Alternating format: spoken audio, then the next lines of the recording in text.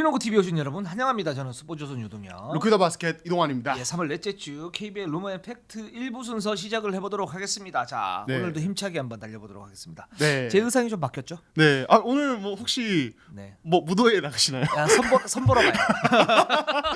보러 가시나요? 저 깜짝 놀랐어요. 네. 이동혁 기자께서 이런 의상 입은 걸 처음 봐서 저는 1년에 한 2번 정도 입습니다. 1년에 두 번 양복. 정도. 예, 예. 중요한 날에. 네, 네. 중요한 날에. 첫 번째는 이제 네. 우리 농구 포럼이나 중요한 그 회사 행사가 있을 때. 네. 두 번째는 오늘 같이 그 회사에서 어떤 그 뭐 시상식이나 이런 거 있을 때. 네. 그럴 때 갑니다. 오늘 혹시 뭐 수상 각입니까? 아니 그 받았는데 네. 20년 이제 다녔다고. 네. 그거 줬어요. 축하드립니다. 예. 그래도 이거 대단하신 거잖아요. 네? 네. 대단하신 거잖아요. 뭐 다니다 보면 되는 네. 거니까. 네. 역시. 진짜 갑자기 새삼 20년 다녔다 상 받으니까 이 뭐 표현을 해서 짬밥의 차이가 갑자기 확 느껴지네요. 네. 네. 왜냐면 저희 방송할 때는 늘 이렇게 편안하게 뭐 서로 편안하게 얘기도 많이 하고 이러니까. 네네네. 네. 근데 20년 다니셨다고 하니까 갑자기 쩔려가지고. 대단합니다. 여러분 이동혁 축하의 해시태그로 축하 댓글 많이 달아주세요. 네. 정신을 차리고. 네네네. 이렇게 막 이렇게 칭찬해 주시면 네. 제가 뭐 이제 적절하게 어떤 반응을 해야 되는데 제가 약해요. 네. 칭찬에 굉장히 좀 약하신 스타일이시죠. 그렇습니다. 네, 좋습니다. 기분은 좋습니다. 네. 3월 넷째 주 KBL 로머의 팩트 1부 순서 시작을 해보도록 하겠습니다. 우리의 자랑 댓글 우선 정책에서 댓글부터 소화를 하고 가도록 할게요. 자, 첫 번째 댓글 네. 뭡니까? 네. 자, 갈색. 네. 자주 하시고요. 네. 무리하시지 않으셔도 됩니다. 네, 기분이 네. 확실히 좋으시네요. 상 받으신다고. 네. 갈색머리님이 네. KGC가 전력도 괜찮고 뭔가 챔프전까지 달리지 않을까 싶네요. 여유 있는 4위라 상대 팀을 고를 수 있기도 하고 휴식기 이후에 팀이 탄탄해짐. 요 이후에 KGC가 어제 모비스를 잡고 이제 3위로 네. 올라섰습니다. 지금 6연승. 네. 예, 정말 기세가 무섭습니다. KGC가 막판에 지금 연승을 달리고 있는데 여기서 손발이 좀 맞아가는 그런 부분들이 있고. 네. 그리고 지금 전성현이 너무 좋아요. 전성현이 너무 좋아요. 저는 전성현이 최고예요. 네, 네. 진짜 5-6라운드를 합계해서 MVP를 내면 아마 전성현이지 않을까 싶을 맞아요. 정도로 네. 그러니까 KGC가 사실은 뭐 이제 지금 시즌 막바지에 오세근의 어떤 폼도 많이 올라와 있고 스팸은 아직 조금 이제 조정 중이고 네. 뭐 이제 이런 부분들이 있는데 근데 사실 전체적인 상승세의 가장 큰 기반은 이 전성현이다라고밖에 말할 수 없고 진짜 지난주에도 말했지만은 다 들어가요. 그렇죠. 그리고 네. 2대2 공격에서 짧게 이제 그 핸드오프 플레이를 하면서 거기서 바로 이제 오픈 찬스가 살짝 나지 않습니까? 그렇죠. 그 상태에서 바로 올라가서 던지는데 이 자신감이 하늘을 찌르고 있습니다. 그렇죠. 하늘을 찌른다. 이거 참 굉장히 진부한 표현인데 정말 그런 느낌이에요. 맞아요. 정말. 네. 그 어제 같은 경우에도 현대모비스의 어떤 2대2 수비가 뭐 스위치 디펜스라든가 뭐 여러 부분이 나쁘지는 않았어요. 근데 전성현이 그걸 뚫고 올라가는 모습 이런 모습들이 보여가지고 정말 대단하고 오세근도 굉장히 잘하고 있고요. 네. 그러니까 이게 이제 KBL에서 이제 감독님들이 사실은 어떤 경기를 할 때 그리고 한 6라운드쯤 되면은 네. 많이 붙어봤기 때문에 네. 준비가 굉장히 잘 된 채로 나온단 말이에요. 특히 그렇죠. 수비 쪽에서는. 그렇죠. 그러니까 사실 전성현 같은 슈터는 이제 모비스 같은 거는 뭐 김영현이나 이런 수비수들을 붙이는 이제 그들만의 어떤 노하우가 있고 물론 이제 완벽하게 막을 수는 없지만 네. 어느 정도의 일단 저지를 하는 방식을 택하는데 사실 전성현의 최근 퍼포먼스는 상대 팀이 어떤 이제 매치업이나 어떤 수비 포인트를 가지고 와도 그냥 그걸 무시하고 약간 넘어서는 모습. 그러니까 그렇죠. 개인의 득점력이 사실은 전술을 상회하는 모습을 그렇죠. 주고 있어서 사실 이런 선수 많지 않거든요 리그에. 이런 게 바로 NBA 농구인데. 맞아요. 이런 게 네. 바로 NBA 농구인데 NBA도 보면 이제 그 어떤 조직력이 굉장히 잘 갖춰진 팀의 어떤 틈을 노려서 거기서 공격을 성공하 이게 바로 슈퍼스타의 힘이구나. 이래서 맞아요. 슈퍼스타들을 스카우트하는구나. 이런 것들이 이제 많이 보이는데 그런 느낌이 있어요. 맞아요. 그래서 저는 보면서 어떤 생각이 들었냐면 앞으로도 이런 전성현처럼 계속 개인 역량이 전술을 뛰어넘어 버리는 이런 선수들이 좀 계속 등장했으면 좋겠다. 바로 그겁니다. 네. 그래야 KBL이 발전할 수 있고 이런 선수들이 많이 나타나야 기본적으로 이제 그 농구 보는 재미 플러스 전술의 어떤 그 준비를 했을 때 이걸 뛰어넘을 수 있는 그러면서 뭔가 이제 짜릿한 쾌감이 있거든요. 그렇죠. 그런 예. 느낌이 있어서 저는 앞으로 전성현 선수를 전비에이라고 부릅니다. 전비에요. 전비에이. 예. 잘 어울리네요. 네, 전비에이라고 부르고 싶어요. 좋습니다. 네. 앞으로 전성현 선수 만나면 어이 전비에이. 예. 어이라 그러면 안 되죠. 전비에이 예. 화이팅.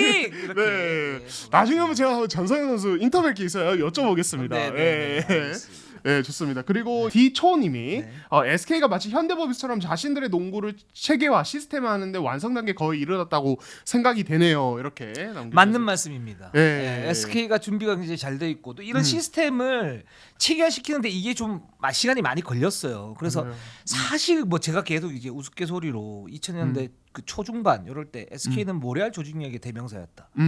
그때와 지금으로 치면은 정말 그 상점벽해다. 그렇죠. 네. SK가 이런 농구를 할 줄이야.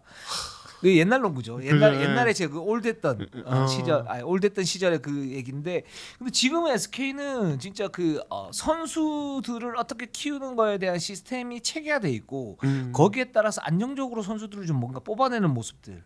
그러면서 이제 프런트와 코칭 스태프와 선수단의 어떤 일체 이런 부분이 잘 돼 있는 것 같아요. 네, 맞습니다. 그래서 네. 이런 팀들이 사실 이제 그 전통을 쌓아나가고 명문 구단으로 이제 쭉쭉 올라가는 거 아닙니까? 그렇죠. 예전에 이제 현대모비스가 그랬던 것처럼 그런 느낌입니다.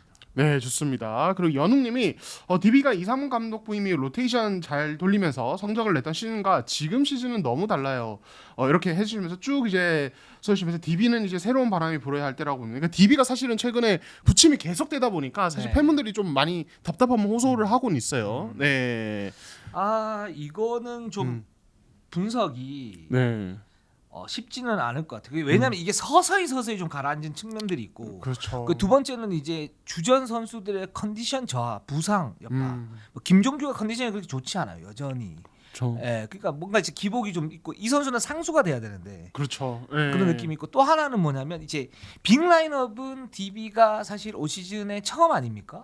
거기에 오브라이언트나 김종규나 강상재가 손발을 맞춰본 적이 없기 때문에 이걸 이제 어떻게 맞춰가느냐. 근데 그게 보면 그 쭉 들어가 보면 이게 한 시즌에 완성이 되진 않아요. 그렇죠. 한 두세 시즌 정도 돼서 이제 호흡이 정말 맞았을 때 그 빅라인업의 어떤 위력을 갖다가 정확하게 파악을 할 수가 있는데 지금은 이제 첫 번째 시즌인 그런 부분도 있고 부상자도 너무 많고 맞아요. 뭐 이런 이제 복합적인 요소들이 좀 있는 것 같아요. 그래서 거기에 따른 이제 이상범 감독의 어떤 기계적인 로테이션 이런 부분들이 좀 있어서 이게 기계적인 로테이션이 먼저인지 아니면은 빅 라인업 그리고 이런 외부적인 어떤 세 가지 정도의 어떤 변수들이 먼저인지 이런 부분들은 좀 지켜봐야 될 것 같습니다. 네, 좋습니다. 자, 그리고 이성빈님. 예, LG는 문제가 많지만 세컨 용병 교체가 1순위. 예, 요것도 이제 저희가 어제 대구 현장에 있지 않았습니까? 그렇죠. 예, 그리고 기자회견 이제 경기 후 기자회견에서 또 이동욱 기자께서 직접 여쭤보긴 했는데, 그러니까 LG가 마레이는 너무 좋습니다. 마레이는 사실 어제 컨디션이 정상이 아니도 너무 잘했어요. 마레이는 말하지 예, 마레이. 말하지 마레이. 너무 잘한데. 예, 근데 맞대. 예, 맞아요. 근데 마레이가 빠졌을 때 이 타임 사실 사무엘스가 채우는데.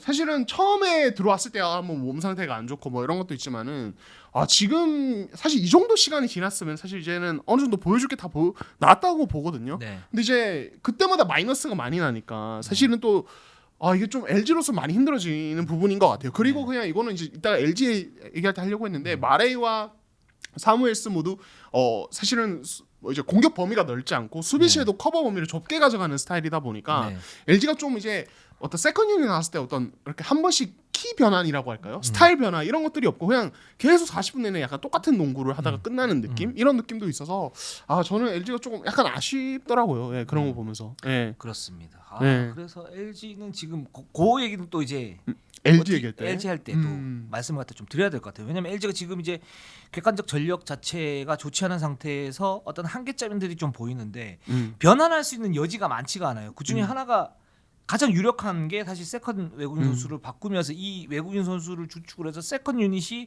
좀 다르게 변화하고 그다음에 다시 마레이 투입하고 뭐 이런 부분이 좀 필요한데 이 세컨 외국인 선수 그 사무엘슨이 워낙 좋지가 않기 때문에 이 부분은 좀 문제가 좀 있는 것 같아요. 그리고 댓글 중에 네. 박지혁 기자가 박지혁 기자 저쪽 계셨습니까? 동네 그 크브린생에 네. 뭐 두경민 선수하고 내기를 해가지고 네. 뭐 커피 20잔을 얻어먹었다 뭐 이런 얘기를 한 게 봤어요. 그래요? 봤는데 네. 그러지 말아요. 그 삥을 뜯어 선수들 삥을 두경민 선수 내기를 하셔서 이겨서 커피 20잔을 마셨다는. 네. 그 댓글이 있는데 네. 그건 아니지. 에휴, 진짜. 네, 좋습니다. 하는 짓 하고는 저는 우리는 우리끼리 해야죠. 우리는 네. 정말 제가 선수분들이 만약에 저를 우연히 만났어요. 네. 만나서 스타벅스가 먹고 싶어요. 그러면 네. 저는 카톡으로 바로 보내줄 거예요. 그 선수한테. 네. 근데 유동현 기자께서 되게 그런 거 흔쾌히 좀 잘 사시는 스타일이세요. 아니요, 네. 한 번도 그 사본 적은 없는데 제가 아니요. 제가 괜히 너무 몇번 있긴 위험한 한데 오해네요. 네. 저는 만약에 이렇게 해가지고 네. 정말 스타벅스를 먹고 네. 열심히 뛰고 싶어요. 네. 라고 저한테 말씀을 해주시면 네. 현장에 만났을 때 네. 제가 보내드릴게요. 아니 제가 뭐 여담이지만 지난주에 방송 끝나고 네. 요 근처 앞에서 카페에서 우연히 만났거든요. 네, 근데 네. 이제 저는 막 한다고 자리도 없고 이랬는데 네. 유동현 기자께서 나중에 오시더니 저를 발견하시고 케이크를 하나 사셔서 네. 쓱 주고 가시더라고요. 네. 이 감동받았습니다. 예, 너무 맛있었어요. 살이 더 쪘어요. 스타벅스 케이크 비싸거든요, 여러분. 그러니까. 네, 이런 분이십니다. 그분은 거기 박지혁, 박세훈, 네. 최영석 그 친구들 다 연차 이렇게 있고 괜찮은데 그걸 삥을 뜯어? 네, 네? 그렇죠. 진짜 베푸는 살이 못 났어 진짜. 네, 좋습니다. 그걸 또 자랑이라고 방송을 해요 아주. 네. 자, 그럼 넘어갈까요? 네, 저희는 크브르 인생과 굉장히 사이가 좋습니다. 그렇죠. 네. 예, 굉장히 뭐 저희 격려도 많이 해주세요. 이렇게 여러분, 아우 잘 보고 있다고. 그리고 저랑 이노혁 기자께서 같이 오는 날에는 이리 놓은 거 왔다.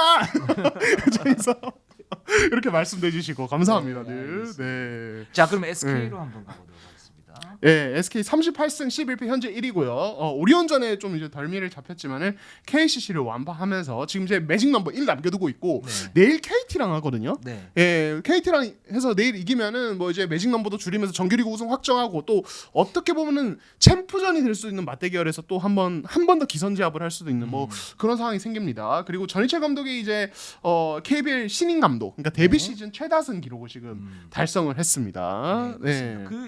일단 지난주에 매직 넘버 2였고 그때 이제 SK가 잠실 학생에서 오리온하고 붙었었죠. 네, 맞습니다. 그리고 그 반대편 사이드에서는 KT가 삼성하고 붙었었고 근데 이제 KT가 지고 SK가 이기면 바로 이제 우승을 할 수 있는 그런 그쵸. 부분이었는데 오리온이 그때 당시에 이제 사석 작전 그쵸. 진흙탕 싸움을 걸면서 SK가 완전히 말려버렸죠. 그렇죠. 예. 그래서 패했고 KT는 승리를 갖다 거뒀고 그래서 매직 넘버가 계속 지금 이어져 나오고 있는데 그래서 매직 넘버 지금 1 남았습니다. 1 남았기 네. 때문에 이 경기에서 승리를 갖다 거두게 되면 SK가 정규리그 우승을 차지를 할 것 같습니다. 차지를 할 가능성이 매우 높죠. 매우 높죠. 매우 예. 높고 그리고 전희철 감독의 이제 38승은 단지 이제 데이터뿐만 아니고 이 전희철 감독이 시즌 초반 그러니까 올 시즌 데뷔 이후에 어떤 그 세밀한 전술의 그 변화를 통해 가지고 압도적인 전력이 아닌 그런 선수들과의 어떤 융화, 시즌 전 철저한 준비 그리고 시즌 중에 초보 감독답지 않은 어떤 전술의 변화를 통한 어떤 탈출구 모색 이런 부분들이 어우러졌기 때문에 이 기록이 더 빛나는 것 같아요. 네, 그렇습니다. 그러니까 단순히 뭐 어떤 운으로 만들어진 것이 아니라 진짜 말씀하신 대로 철저한 준비 하에서 만들어진 것이기 때문에 의미가 있고, 그러니까 그런 생각이 들어요. 아까도 저희가 댓글 얘기할 때 SK가 그런 어떤 시스템화를 이뤄냈다고 이제 댓글에서 많이 언급을 하셨지만은. 네.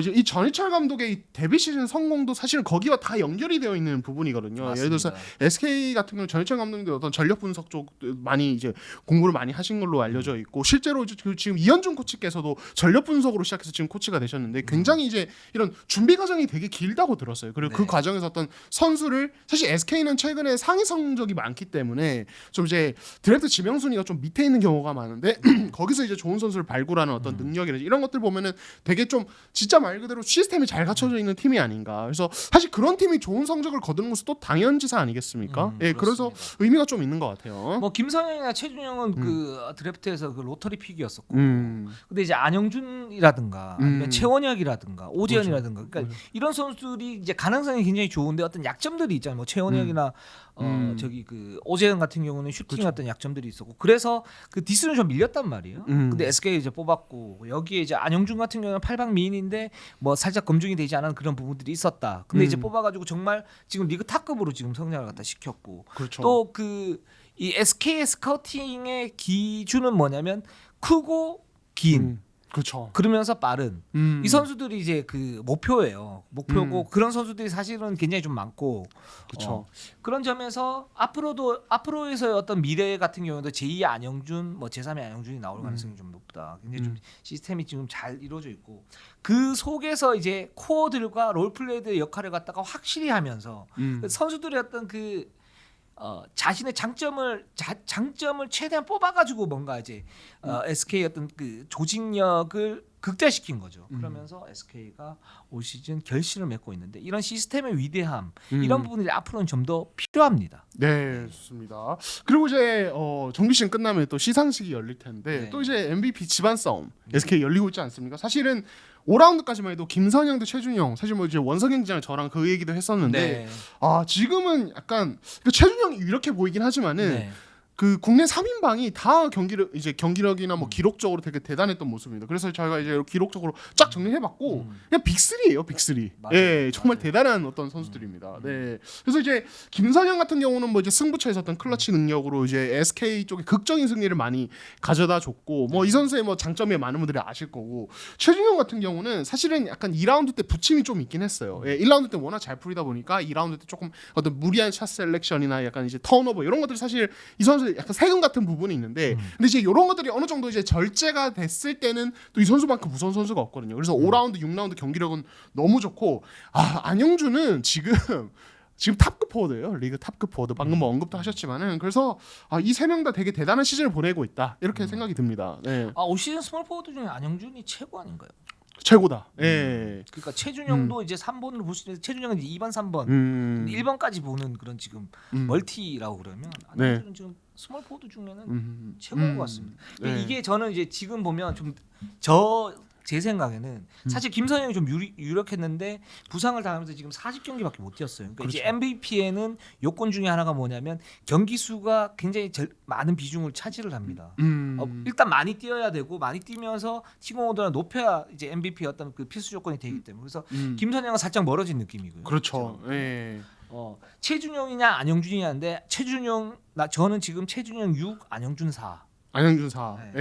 예. 근데 원래대로라면 최준영이 지금 가장 강력한 그 후보이지만 지금 안영준이 임팩트가 최근에 한 1, 2주 정도가 너무 세요. 맞아요. 네. 김선영과 원희가 빠지면서 안영준의 어떤 공격 그리고 수비가 지금 안영준이 돼 있기 때문에 어떤 맞아요. 공수의 밸런스를 따지면 안영준도 만만치 않다. 즉 남은 경기가 지금 다섯 경기 남았는데 여기에서 안영준이 압도적 퍼포먼스를 갖다가 만약 또 펼친다. 이랬을 경우에는 5대5로 갈 가능성이 있고 그렇지 않고 뭐 최준영이 안영준이 지금처럼 이제 그 정도의 어떤 임팩트를 준다 그러면 저는 최준영이 받을 가능성이 좀 높지 않을까 생각이 듭니다. 어떻게 좀 보세요? 네, 저도 이제 일단은 기본적으로 최준영의 손이고 안영준이 이제 5라운드 후반부터 이제 워낙 페이스가 좋기 때문에 추격을 벌이고 있다. 다만 이제 최준영이 뭐 또 혹시나 뭐 부상을 당한다든지 아니면 급격한 뭐 경기력 다운이 있지 않는 이상은 그래도 지금 시점에서 최준영 유력이지 않은가. 저도 이제 거의 비슷한 생각입니다. 그리고 좀 이제 재밌는 게 둘은 완전히 좀 다른 성향인 것 같아요. 이제 코트 안팎에서 전부. 그러니까 안영준은 뭐 사실 좀 되게 묵묵한 스타일이지 않습니까? 조용히 할 거 다 하는데 언성 히어로 스타일. 맞아요. 진짜 언성 히어로 스타일이고 최준영은 뭐 평소에 세레머니도 그렇고 이제 뭐 어떤 인터뷰도 그렇고 플레이 스타일도 그렇고 굉장히 튀는. 그래서 둘이 약간 밸런스를 잘 잡아주는 것 같아요. 그래서 실제로 뭐 저희가 요리를 먹을 때도 뭐 이제 느끼함을 뭐 이제 어떤 이제 뭐 신맛이 잡아준다 뭐 이런 얘기를 하지 않습니까? 최준영의 어떤 플레이 스타일은 사실은 이게 주변에서 좀 보조가 안 되면은 되게 약간 리스크가 늘 있어요. 사실은. 그렇죠. 이건 어쩔 수 없는 이제 최준영 선수의 어떤 특징이에요. 이게 뭐 단점이라고 제가 지적한다기보다는, 근데 이제 이런 부분을 다른 쪽에서 얼마나 보완해주면서 안정감 있게 같이 끌고 가주냐가 되게 중요한데, 그 안정감 있게 끌고 가주는 요인 중에 하나가 안영준의 존재가 아닌가라는 생각이 들어요. 그래서 두 선수의 어떤 궁합이 굉장히 좀 잘 맞고, 사실은 말씀하신 것처럼 안영준이 없었다면 최준영의 어떤 기복은 좀 더 심해질 수 있고 어떤 빛나는 게 좀 덜할 수 있다. 그렇죠. 근데 또 반대로 생각을 하면 안용준이 예를 들어서 주득점원으로 전면으로 이렇게 나섰을 경우에 최준영의 그런 화려한 퍼포먼스라든가 멀티 그리고 여기에 따른 이제 그래비티가 있거든요. 맞아요. 근데 그게 만약에 없으면 안용준도 고전할 수 있다. 그래서 이 두 선수의 어떤 궁합은 굉장히 좀 잘 맞는 것 같고 최준영 같은 경우에 예전인가요? 제가 울산에서 한번 현대모비스를 이기고 난 다음에 최준영한테 그런 얘기를 한 적이 있어요. KGC하고 이렇게 경기를 했을 때 고전하는 게 있는데 이 부분에 대해서 좀 어떻게 생각하냐 그랬었어요. 그때 김선영 선수 다치기 전인데 한 달 전인가 2달 전 김선영 선수, 최준영 선수가 같이 들어왔는데 최준영 갑자기 이렇게 보더니만 그날 밥이 맛이 없었어요. 이렇게 얘기를 하는데. 굉장히 재밌는. 네. 밥을 맛없게 먹어서 컨디션이 네, 좋지 안 좋아요. 않았고 네. 그래서 졌는데 컨디션만 좋으면 이길 수 있다. 네. 이 얘기를 이제 애들로 한 것 같은데. 네. 그래서 전 보면서 그 선수가 그렇게 얘기를 했잖아요. 네. 저는 아무 말 안 했는데 네. 속으로 그런 생각했어요. 네. 와, 찐이다 저기. 찐 돌플러스 아니다. 찐이네. 그렇죠. 4차원이죠. 네. 그랬는데 네, 맞아요. 어쨌든 최준영 선수 굉장히 매력적인 선수이긴 합니다. 물론 이제 그 리스크 이런 부분들은 이제 최준영 선수가 연차가 쌓이면서 작년에 그런 부분도 있고 하니까 그 부분은 잘 컨트롤을 해야 될 것 같아요. 그 부분은 잘 컨트롤을 하고 올 시즌처럼 그렇게 맹활약 하면 굉장히 좋을 것 같습니다. 네, 좋습니다. 네. 자, 인상공사를 한번 가보도록 할게요. 네, 인상공사 이제 28승 18패 현재 이제 3위고요. 6연승 길주 중입니다. 어제는 이제 현대모비스를 잡아냈고요. 자, 이제 스펠맨이 이제 손가락 부상으로 이제 모비스전 결장을 했는데 이제 멀로가 트리플 더블을 기록을 하면서 또 이제 모비스를 잡아냈습니다. 그리고 이제 신인 조은우 사실 요 선수가 이제 드래프트 때 사실 은근히 화제였어요. 저희도 뭐 이제 방송에서 좀 언급이 됐던 기억을 하는데 정말 좋은 인상적인 활약을 펼쳐주면서 김승희 감독님이 이제 신상 홍삼이다. 네. 어떤 약간 이렇게 자신감을 해주셨습니다. 이 선수는 SNS 스타죠. 그렇죠. 네. 저희 섭외 대상 영순이.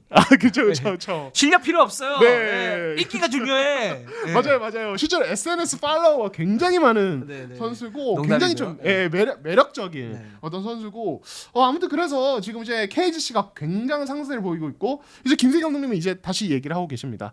지난 시즌도 이렇게 운영을 하면서 경기는 이제 플레이오프 때 승부를 봤는데 이번 시즌도 그렇게 해보겠다. 무리하지 않고 순리대로 가겠다. 이렇게 얘기를 하고 계십니다. 네. 그렇습니다. 그래서 스펠맨이 이제 나오지 않는다라고 했을 때 현대모비스 전에서 패하려고 그러나? 뭐 이런 이제 부분도 있었죠. 왜냐하면은 4위가 되게 되면 SK와 4강에서 맞붙을 수 있고 KGC가 상대적으로 약한 KT보다는 SK와 맞붙는 게 어떤 그 대진표에서 유리하기 때문에 이제 그런 부분도 있었지만 결국은 승리를 거뒀습니다. 네, 맞습니다.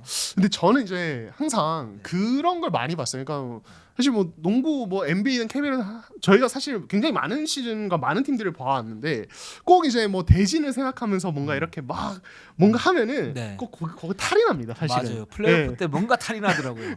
안 되는 경우가 굉장히 많아요. 맞아요. 그래서 저는 우리 KGC가 어제 이제 뭐 현대모비스죠. 스펠맨이 빠지긴 했지만은 만약에 뭔가 4위를 생각하고 우리 SK랑 붙어야지 이렇게 했다면은 이게 느낌상 뭔가 이제 SK가 사실 또 그 준비 보통이 아닌 팀이거든요. 그렇죠. 그래서 탈이 났을 것 같은데 오히려 이렇게 그냥 무난하게 경기력을 이제 안정적으로 유지하면서 순리대로 가는 게 저는 좀 좋은 판단이었다는 생각이 들고 KGC 정도의 팀이라면 사실 3위에서 KT나 이런 팀과 붙어도 충분히 잡을 수 있는 전력이기 때문에 굉장히 좀 이제 플레이오프가 흥미로워질 것 같습니다. 네. 저는 거기에 대해서 생각이 살짝 다른데 그거는 이제 KGC의 판단의 몫인데 4위로 가는 것도 나쁘지 않지 않나?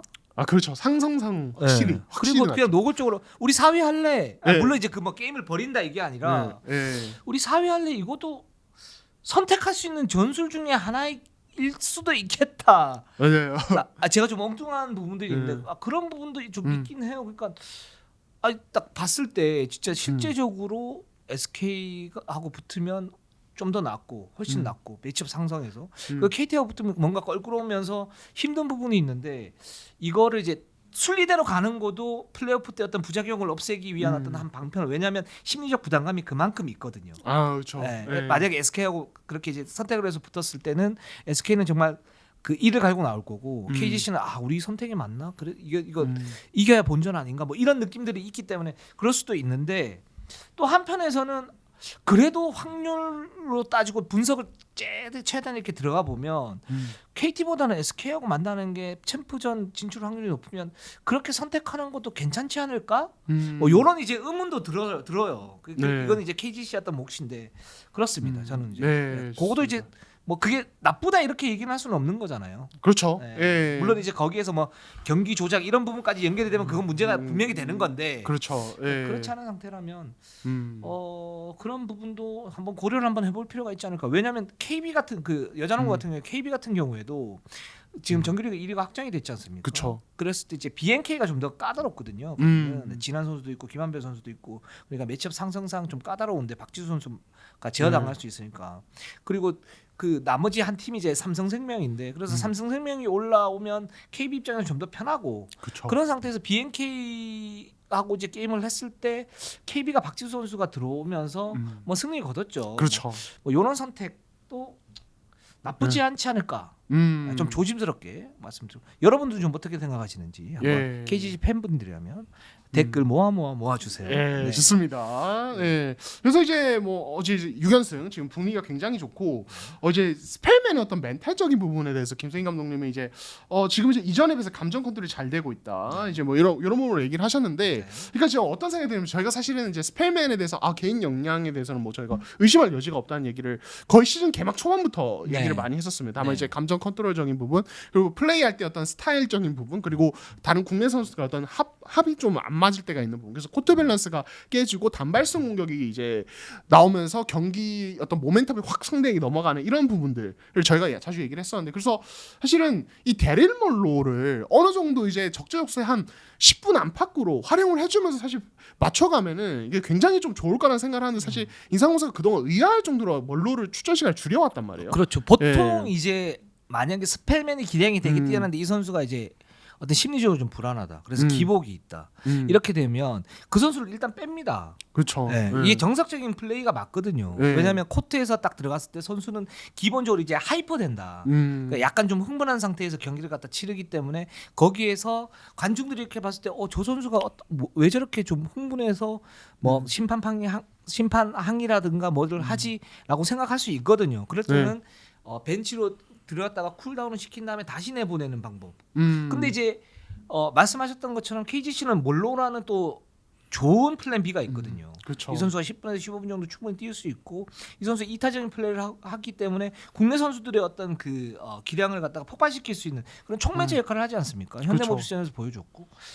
그런데 이제 몰로 선수는 많이 안 뛰고 심지어는 아예 안 뛰킨 적도 있단 말이죠. 그렇죠. 네. 이 부분은 지금 어떻게 정리를 할지 모르겠는데 좀 정리가 되면 플레이오프에서 좀 더 경쟁력이 높아지지 않을까. 네. 저는 기용을 해야 된다고 봅니다. 예, 저도 어느 정도는 가져가 주면 좋을 거라고 봐요. 그러니까 이게 사실 이제 어떤 이제 2인 보유, 1인 출전 어떤 이제 지금 시대잖아요. 네. 근데 이제 그러니까 여러 가지 이제 생각이 드는데, 이제 최근에 보면 이 옵션 중에 뭐 가스공세 DJ 화이트나 네. 뭐 이제 인상공세 데릴 몰로처럼 국내 선수들과의 어떤 합의라든지 어떤 그러니까 높은 BQ를 활용해서 이런 것들 좋은 선수들이 있어요. 근데 이게 리그 흔치 않아요. 이 옵션들은 대부분 자기 몫을 못 하거나 그냥 그렇죠. 이제 그냥 수비형 선수로 이제 그냥 머무는 정도가 되게 오히려 많거든요. 그래서 사실 멀로 같은 경우는 되게 이 옵션 중에서는 탑 클래스라고 봐야 될 것 같고, 물론 그런 부분이 있습니다. 이 선수가 정말 꾸준히 출전 시간을 가져갔을 경우에 어떤 체력적 부담이 분명히 있을 거고, 사이즈가 크지 않기 때문에 골밑 수비 부담, 그리고 인상공사가 사실 빅맨진이 얕기 때문에 이런 부분들이 있겠지만은, 그래도 이 스펠맨이 안정감보다는 이 폭발력 어떤 위주의, 그리고 약간의 이제 감정 기복이 심하다는 점에서 몰로를 투입해서 약간 이런 거 진화 작업을 한 번씩 해주면은 KGC가 조금 더 안정적으로 갈 수 있지 않을까. 그리고 플레이오프에서 사실은 되게 단기전이기 때문에 그 경기에서 스팸이 어떨지는 사실은 모르는 거거든요. 그렇죠. 어떨 예를 들어서 이런 경우가 있지 않습니까? 그 스펠맨 같은 경우에 단신은 아니고 이제 파워가 있는 가드를 붙이거나 파워가 있는 포워드를 붙여가지고 외곽에서부터 밀착 마크를 해서 계속 괴롭히는 거예요. 은근하게. 그렇죠. 예, 은근하게 괴롭히는 거예요. 그러다가 스펠맨이 거기에서 무리한 슛 셀렉션이나 또는 뭐 파울에 대한 어떤 그 심판들에 대한 그 불만이라든가 이런 부분을 표출하는 경우들이 있잖아요. 그렇죠. 그랬을 경우에 어떻게 대처를 하겠느냐라는 거죠. 말씀하신 것처럼 쿨다운 시키고 몰로 갖다 데리고 오는 게 가장 정상적이고 가장 상식적인 방법인데 그동안 그게 많이 없었었죠. 그렇죠. 예. 그래서 뭘로 활용이 어떤 좋은 어떤 부분이 될 수 있지 않을까 생각이 들고, 네. 사실 저희가 뭐 이제 플레이오프를 앞두고 지금 이제 신인 선수에 대해서 얘기하는 게 약간의 어떤 어디 이 만든 포인트인지는 모르겠지만 네. KGC라는 팀의 특수 상황상 이 선수 얘기는 해야 될 것 같아요. 네. 그러니까 KGC가 지금 백업 문제 때문에 사실 늘 고민이 많았던 팀인데 네. 특히 박지훈 선수의 기량이 안 올라와서 지금 걱정인데 네. 이 조은우가 사실 모비스전에서 굉장히 좋은 활약을 펼쳤고 김세희 감독이 플레이오프를 대비해서 출전을 시켰다라는 네. 얘기를 했습니다. 그래서 이 선수가 이제 인상우의 어떤 히든 카드가 될 가능성이 있다 이런 생각이 듭니다. 네. 근데 살짝 김승희 감독 거기에서 오버한 부분들이 있어요. 그러니까 시즌 막판에 신인이 들어왔다, 신인이 들어왔는데 이 선수가 플레이오프 때 어떤 히든 카드라는 뉘앙스로 얘기를 했다. 그러니까 히든 카드인 건 맞는데 확률은 좀 떨어지긴 하죠. 냉정하게 얘기하면. 그렇죠. 근데 예. 조은우가 좋은 거는 뭐냐면 성대 시절에서도 뭐 여러 가지 말들이 있었던 선수예요. 이 선수 그러면서 어떤 부분들이 있었냐면 뭐 예를 들면 팀에서 감독 코치의 어떤 지시를 갖다가 많이 안 듣는다 뭐 이런 얘기도 있어. 개성이 너무 강하다, 톡톡 튄다 이런 얘기도 있었는데 그 부분을 의식해서 조은우 선수가 프로에 이제 입성을 하고 나서 전문 잡지하고 인터뷰에서 그렇게 얘기를 했었죠. 이제 그게 아니라는 거 보여주겠다. 뭐 이런 얘기를 했었었고 그 실제적으로 조은우 선수가 뭐 그 다리 부상에 의한 이제 재활 꾸준히 하면서 지난 경기 굉장히 좋은 모습을 보였는데 원래 기본적인 능력은 분명히 있는 선수입니다. 그렇죠. 있는 예. 선수고 스피드하고 센스가 진짜 좋은 그런 선수이기 때문에 박지훈 선수가 좀 원활하지 않을 때 지금까지는 박지훈 선수가 컨디션을 못 찾고 있으니까 원활하지 않을 때 조은우가 원포인트로 거기에서 뭔가를 갖다 해준다면 분명히 KGC가 플레이오프에 도움을 받을 수는 있어요. 네. 그러나 이 선수 때문에 이 선수가 또 불안 요소가 또 될 수는 또 있는 그런 상황. 냉정하게 얘기하면 라고 생각이 듭니다. 네, 한번 좀 지켜볼 네. 필요가 있을 것 같습니다. 자, 그럼 오리온을 한번 가볼까요? 네, 오리온 22승 25패 현재 5위인데요. 지금 6위 가스공사 승차가 없습니다. 네. 승차가 없고요. 주간 경기 보면 SK를 이제 이승현 선수가 돌아오면서 잡았는데 인상공사전에서 잘하다가 이제 역전패를 당했습니다. 이승현이 SK전 복귀했는데 발목 부상 당하면서 다시 이탈을 했고요. 메이스도 발목 부상 당해서 지금 2주 진단을 받았고 그런 상태입니다. 지금 이 팀은 고민이 많을 것 같아요. 지금 약간 없는 자원으로 끌었으면서 이제 어떤 핵심 코어들이 어떤 복귀만 바라보는 약간 이런 부분들이 좀 있어요. 어쩔 수 없는 부분. 네, 그렇습니다. 이승현 선수가 SK전 복귀를 했다가 그 경기에서 또 발목 부상을 당해서 이탈을 했죠. 뭐 그렇게 심각한 부상은 아닌데 기본적으로 이제 종아리 쪽이 좋지가 않기 때문에 그렇죠. 그 반대쪽을 다쳤는데 아마 거기에 따른 이제 언밸런스가 좀 있고 그럼에도 불구하고 이날 이제 오리온이 승리를 갖다 거뒀고 이승현 선수가 인터뷰장에 들어왔습니다. 그리고 끝나고 나서 얘기를 좀 했어요. 네. 아니 지금 좀 너무 많이 뛰는데 기본적으로 너무 많이 뛰는데 출전 시간 좀 조절을 하는 게 낫지 않겠냐. 근데 거기에 대해서 저는 이제 좀 뉘앙스가 있는 뭐 질문이었는데 거기에 대해서 이승현 선수는 감독님과 잘 상의해 보겠습니다. 아주 그 정석적인 멘트. 예. 역시 이승현. 예, 그렇죠. 그래야죠. 맞아요. 되게 스타일. 되게 프로 정신이 강한 선수예요. 멘탈적으로나 여러 가지로 프로 정신이 되게 굉장히 정석적이다 표현이에요. 아마 그렇죠. 나오지 않을까 많이 상의한 후에. 그러면서 이루농구 자기 구독 눌렀다고. 그렇군요. 엄청 티를 내더라고요. 그렇죠. 너무 고맙긴 한데. 네. 근데 이러는 거 구독도 좋은데 안 아팠으면 좋겠어요. 저는 마음이 아파요. 이승현 선수가 워낙 투지가 넘치는 네. 선수라. 네. 그러니까 한 번씩 이제 부상이 아니, 걱정될 때가 많거든요. 많이 뛰고. 아프고 안 아픈 거는 이승현이 네. 알아서 관리할 거고 그 네. 프로니까 이제 짬밥이 얼만데. 구독 중요하죠. 예. 그런데 뭐 여담입니다만 저는 네. 이승현 선수 용산고에 있을 때부터 네. 닮았다는 얘기를 많이 들었어요. 이승현 선수 죄송합니다. 예. 자이언 윌리엄스, 이동환, 이승현, 이동환 그런 카테고리를 형성하고 있죠. 그렇죠. 그 중에 제가 생각할 때 이승현 선수가 제일 잘생겼습니다. 그럼요. 이승현 선수가 최고죠. 그러니까 10년 전이거든요. 저도 이제 나이가 적지 않습니다. 그래서 그때부터 뭔가 이승현 선수가 제 마음속에 어떤 응원 아바타. 약간 이런 느낌이 있어서 안 아팠으면 좋겠어요. 그렇죠. 당연히 그래야 돼. 예, 그렇습니다. 네. 이승현 선수가 지금 이제 빠진 상태에서 오리온이 지금 이 선수가 사실 대체 불가능한 카드잖아요. 그렇죠. 그래서 뭐 여러 가지 이제 시도를 하고 있는데 이승현 선수도 다쳤고 지금 메이스 선수도 없기 때문에 머피 할로웨이 선수가 그나마 좀 잘 버텨주고 있긴 하지만 굉장히 좀 불안한 그런 상태입니다. 그렇죠. 그러니까 사실은 이제 이대성, 이승현이 모두 없는 상황에서 오리온이 어떤 방식을 썼냐면 이제 할로웨이의 어떤 리머텍을 좀 극대화를 많이 했어요. 예를 들어서 할로웨이가 엘보에서 볼을 잡으면 가드들이 이제 그쪽에 스크린을 걸어서 할로웨이가 그냥 돌파하는 어떤 기회를 만들어준다든지 이런 식으로 할로웨이 쪽의 옵션을 조금 더 이제 늘렸고 그 와중에 좀 이제 어떤 오리온이 그동안 안 보여줬던 어떤 색다른 어떤 공격 방식이나 이런 것들이 좀 나오긴 했었어요. 그래서 되게 좀 재밌더라고요. 보는 맛이 좀 있었습니다. 그리고 지난주에도 언급을 했지만 박진철이 뭐 이제 좋은 면도 있고 안 좋은 면도 있었지만은 그래도 우려보다는 훨씬 괜찮은 모습 네. 보여줘서 좀 끈끈한 모습 보여줬는데, 근데 이게 기본적인 어떤 전력의 한계, 그리고 이정현이 이대성이 없는 상황에서 이렇게 이제 어떤 풀타임 가드로서 경기를 치르는 경우가 거의 많지 않았다는 점, 이런 점들 때문에 약간의 경기 내에서도 업앤다운이 되게 있었단 말이에요. 늘 약간 초조한 마음으로 경기를 보게 되는. 그래서 지금 오리온이 이제 남은 일정에서 지금 사실은 6강이 위험합니다.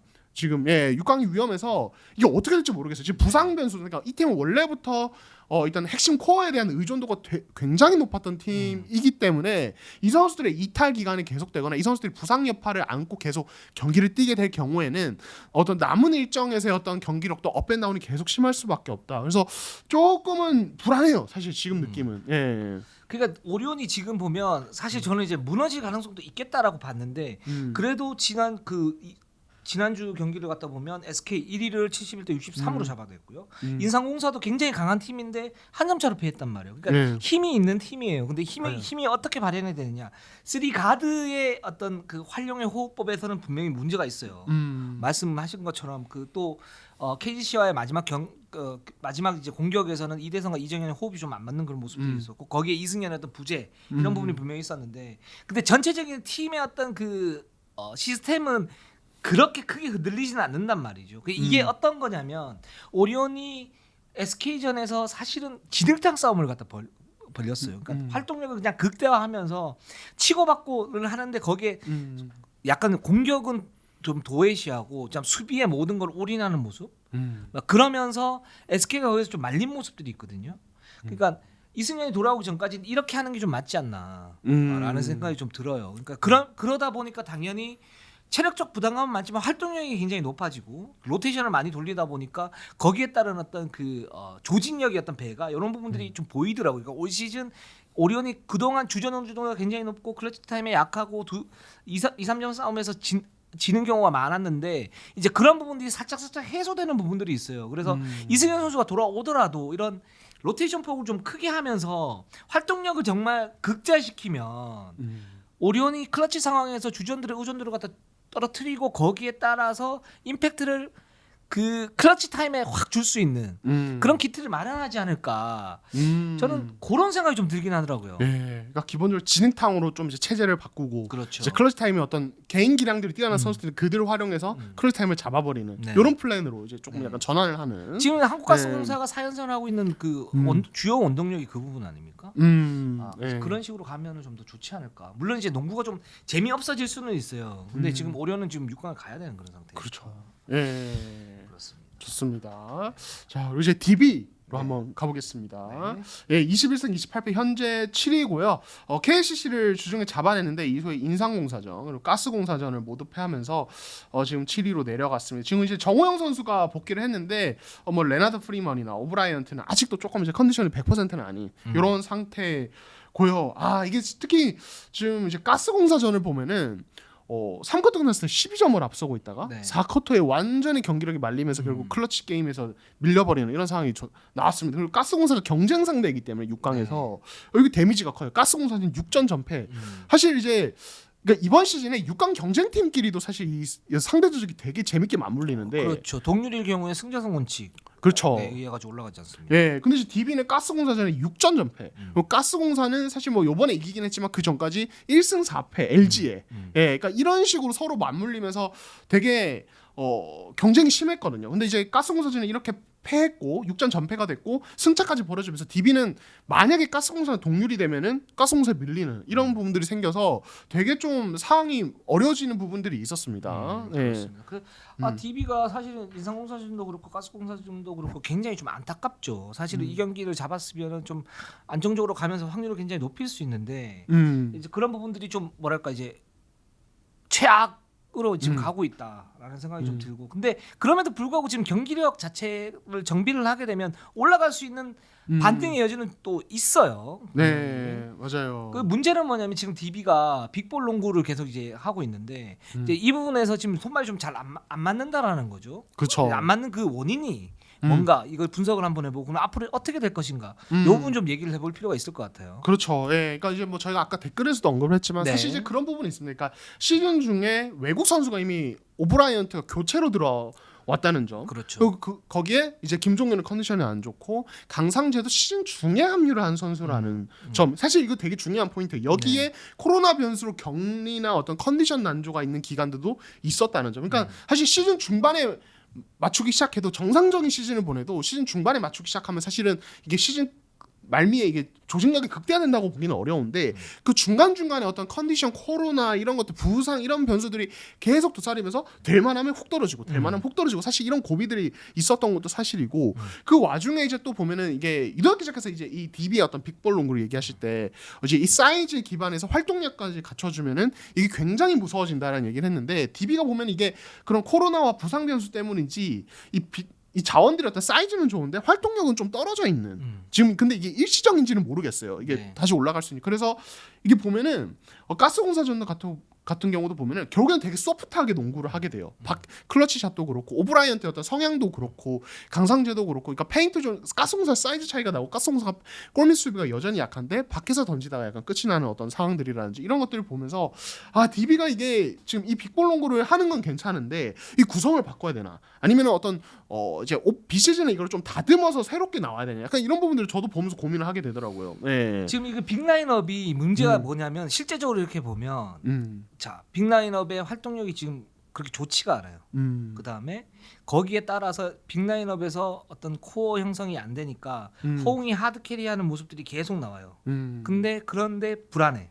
그렇죠. 그 나머지 한 자리 같은 경우에도 코어가 형성이 잘 안 되다 보니까 박찬희를 쓰든지 뭐 이준희를 쓰든지 이용을 쓰든지 뭔가 2% 부족하단 말이죠. 그쵸. 박찬희는 수비에서 그리고 이준희나 박찬희는 공격에서 네. 이용우나 이준희는 이제 수비에서 그러면서 뭔가 손발이 안 맞는 그런 모습들인데 근데 이게 왜 그러냐 제가 볼 때는 지난번에 제가 그때 얘기했던 것처럼 이 팀이 빅라인업의 어떤 활동력을 극대화하게 되면 굉장히 무서워질 수 있고 그게 가드진의 정리하고도 도움이 될 거다라고 말씀을 갖다 드렸는데 이게 왜 안 되냐 저는 레나드 프리만의 지금 부상 여파가 있는 것 같아요.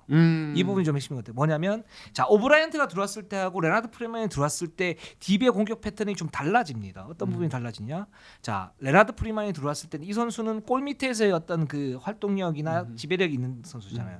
근데 공격을 창출할 수 있는 그런 능력은 안 된단 말이죠. 그쵸. 그렇기 때문에 그 도우미가 누구였냐 도우미는 네. 강상재 선수였었죠. 그쵸. 그러니까 김종규가 뭐 스트레치를 하거나 또는 이제 골 밑에서 어떤 힘을 갖다 보태준다면 강상재는 거기에서 공격을 창조했던 모습들을 보이면서 프리만과의 하이로 게임 또는 2대2 피켄팝 롤 이런 부분을 했었단 말이죠. 그런데 이게 왜 어떻게 좋았냐면 프리먼이 기본적으로 공격에서의 어떤 활동력을 담보하고 있기 때문에 파워가 있기 때문에 골 밑에서 어떤 결정력이 있기 때문에 그랬는데 이 레나드 프리먼이 쭉 사라지면서 강상재의 위력도 떨어진 모습 그러면서 김종규가 애매해졌어요. 그러면서 코어가 해체가 돼요. 그렇죠. 그러니까 외곽도 불안한 거예요. 근데 오브라이언트가 딱 들어갔다. 그랬을 경우에는 오브라이언트 같은 경우는 볼 호그 기질이 분명히 좀 있습니다. 이 선수는 레나드 프리먼과 달리 이제 팀 동료에 대한 어떤 활용법은 살짝 좀 약한데 개인 기량이 이제 탁월하잖아요 내외곽에서. 그러니까 오브라이언트한테 이제 볼이 집중되는 경향이 있어요. 그 집중되는 경향인데 그렇게 되면은 오브라이언트의 어떤 득점이나 이런 부분은 좋아질 수 있지만 나머지 선수들이 좀 죽어버리는 그런 경향들이 있거든요. 즉 이제 레나드 프리먼이 기본적으로 컨디션이 다운이 되면서 여기에서 세컨 유닛도 아니죠. 1.5번 유닛이 기본적으로 좀 약화가 되면서 나머지 부분들의 어떤 영향을 좀 미치고 있다. 그렇기 때문에 이제 빅볼이 지금 잘 안 되고 있고 여기에 따라서 가드진의 정리도 지금 좀 잘 안 되고 있는 그런 모습들인데 그래서 레나드 프리먼이 지금 컨디션이 어떻게 올라오느냐 여기에 따라서 이제 DB의 6강 진출이 좀 달려 있을 것 같습니다. 네, 그렇습니다. 그래서 또 프리먼은 이제 발부상으로 이제 또 이제 신기간이 길어가지고 네. 컨디션 끌어올리기 쉽지 않고 뭐 이상원 감독님도 원래는 교체를 생각했다는 얘기를 할 정도로 이제 지금 사실은 이 경기력이 되게 좋지 않은데 이게 지금 남은 이제 6라운드 기간 동안 이게 반등이 과연 될까 하는 걱정이 많이 들어요. 예. 다행인 점은 오브라이언트의 지금 경기력과 컨디션이 좀 올라오고 있다는 그렇죠. 예. 거기에서 김종규가 뭔가 좀 짜내면 이제 여전히 이제 더블 포스트는 굉장히 좋은 부분이니까 거기에 따라서 뭐를 하거나 아니면 레나르도 프리만이 좀 더 올라오게 되면 전체적으로 좀 향상이 되니까 네. 라는 부분인데 여전히 좀 미지수죠. 그렇죠. 예.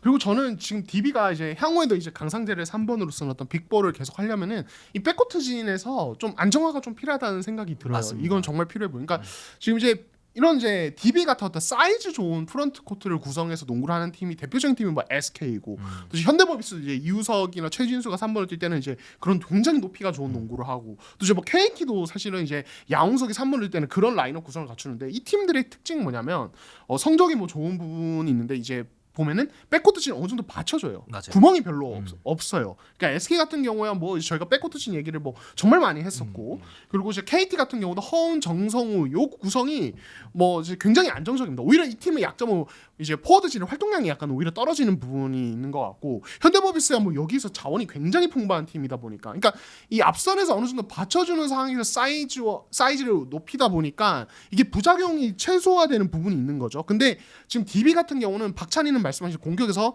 노골적인 세깅의 대상이 됩니다. 그래서 그렇죠. 가스공사 같은 경우는 이제 이제 주말에 있었던 경기를 보면은 박찬희가 이걸 알고 초반에 적극적으로 슛 3점을 던지고 이러는데도 계속 의도적으로 버려요. 마지막까지 버렸어요. 가위바위보 싸움 하면 계속 확률적으로 계속 가위바위보 내면은 그래도 우리가 이긴다는 자신이 있었고 그렇죠. 결국에는 박찬희가 클러치 타임에 오픈 3점 놓치고 이렇게 되면서 가스공사가 잡아버렸거든요. 예, 그리고 이영호 같은 경우는 사이즈 한계가 있고 이준희는 피지컬 같은 부분은 좋은데 어떤 되게 투박하고 한 번씩 이제 수행이 잘 안 될 때가 있고 이런 약점들이 있다 보니까 가드진이 왔다 갔다 허웅은 집중 견제 시달리고 이러다 보니까 그냥 빅라인업 의존도 높아지고 여기서 나는 그 부작용이 그냥 고스란히 코트에 드러나는 이런 상황들이 되어버립니다. 그래서 저는 DB가 앞으로 빅볼을 잘하려면 백코트진의 어떤 안정화도 필수다. 그래서 비시즌에 어떤 새로운 방향성을 추구할 때 이 부분은 반드시 감안이 돼야 되지 않을까라는 생각이 듭니다. 네. 그 기존 선수들의 성장, 뭐 이영우나 이준희 이런 선수들의 성장이 필요한 거. 정우영이 들어오면 정우영까지 해서 그런 부분이 좀 필요한 거고 이 지금 그 DB는 호응의 지금 하드 캐리 내는 시스템이 반등의 요소들이 사실은 지금 올 시즌만큼은 그렇게 많지는 않은 것 같아요. 그러니까 가드진이 고만고만한 그런 거니까. 그래서 프런트 코트였던 강력함을 바탕으로 해서 가드진을 구성을 했을 때, 그러면서 유기적인 뭔가가 됐을 때 가능한데 이 부분이 지금 이제 덜커덕 거리는 거죠. 그렇죠. 그렇기 때문에 DB는 좀 더 지켜봐야 되는 굉장히 좀 흥미로운 팀입니다. 이 팀이. 네, 좋습니다. 네, 현대모비스로 한번 가보도록 할게요. 네, 현대모비스 29승 21패 현재 4위고요. KT 인삼공사에 모두 패하면서 이제 4위로 내려갔습니다. 이제 원래 이제 2위도 가능한 분위기였는데 KT전 지면서 힘들어졌고 이제 4위까지 내려왔는데 지금 라션 토마스가 14일에 수술을 받았고요. 4월 7일 복귀 전망입니다. 아마 플레이오프 딱 맞춰서 돌아올 것 같고 근데 이제 현대모비스는 일단은 저희가 뭐 지난주에 얘기했지만 토마스 일단 교체는 안 할 생각이다. 예, 이렇게 이제 일단 얘기를 하고 계십니다. 유지학 감독님은 이게 과연 연막일지 또 봐야 될 것 같고 예, 굉장히 좀 이제 궁금한 부분이에요. 근데 이제 유지학 감독님 그렇습니다. 그러니까 토마스는 우리 수비의 핵심이고 건강히 돌아올 것이다라고 얘기를 했는데 사실 이제 토마스의 어떤 시즌 초반 모습을 보면은 이 햄스트링 부상 여파로 기존에 있었던 장점이 안 나와서 좀 꽤 긴 시간을 고전하지 않았습니까? 네. 실제로 교체 여론도 팬들 사이에서 많았고, 근데 네. 이제 기다려주고 그렇게 해서 시즌 중반부터 이 선수의 장점이 극대화되면서 현대모비스가 같이 팍 치고 올라갔는데 과연 토마스가 4월 7일에 복귀했을 때 굉장히 오래 쉬고 돌아오는 건데 이때 과연 경기력이 정상적일까? 예, 이거 바로 정상적인 경기력이 나올까? 이게 사실 좀 우려가 되는 부분이긴 합니다. 네. 진짜 유적 감독 이렇게 얘기를 하니까 네. 또 마음이 흔들리네요.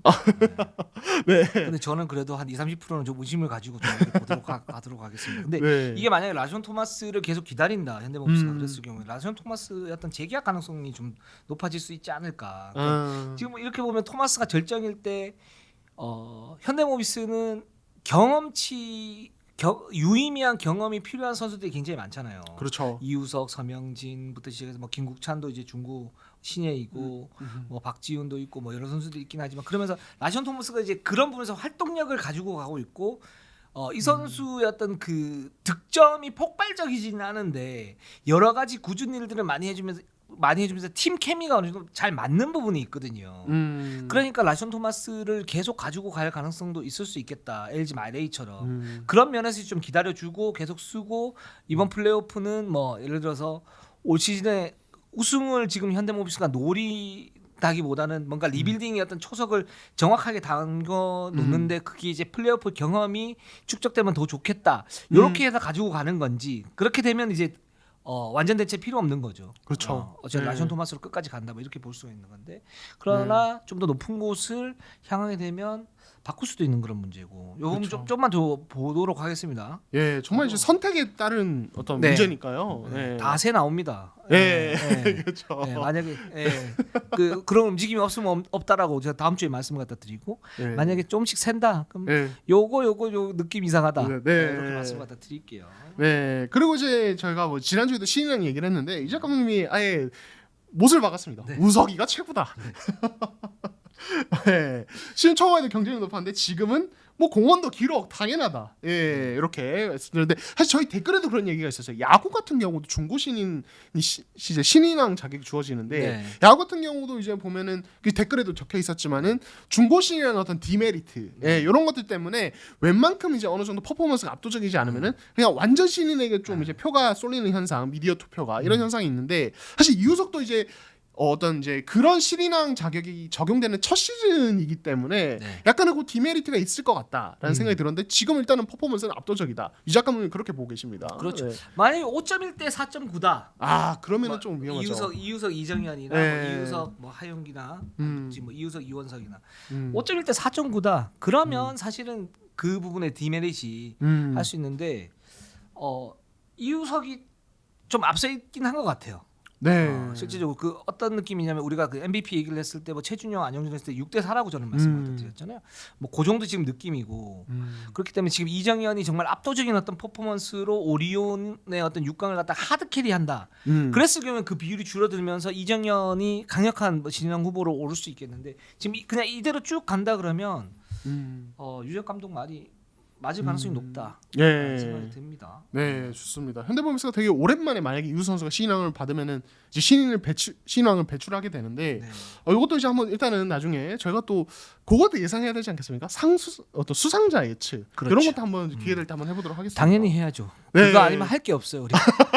그렇죠. 이제 짜내는 시기가 돌아오고 있어요. 맞아요. 네, 그렇습니다. 자, 1부 순서는 여기까지 하도록 하겠습니다. 우리는 항상 최선을 다하겠습니다. 급하게 마무리를 하는 것 같지만 더 이상 멘트가 기억이 안 나요. 네, 좋습니다. 네. 네. 오늘 방송은 여기까지. 오늘 방송 이제 2부가 남아 있죠. 네, 그렇죠. 2부는 또 2부에서. 네. 자, 오늘 방송은 여기까지 하도록 하겠습니다. 우리는 항상 최선을 다하겠습니다. 네이버 유튜브 구독 좋아요, 알람 감사합니다.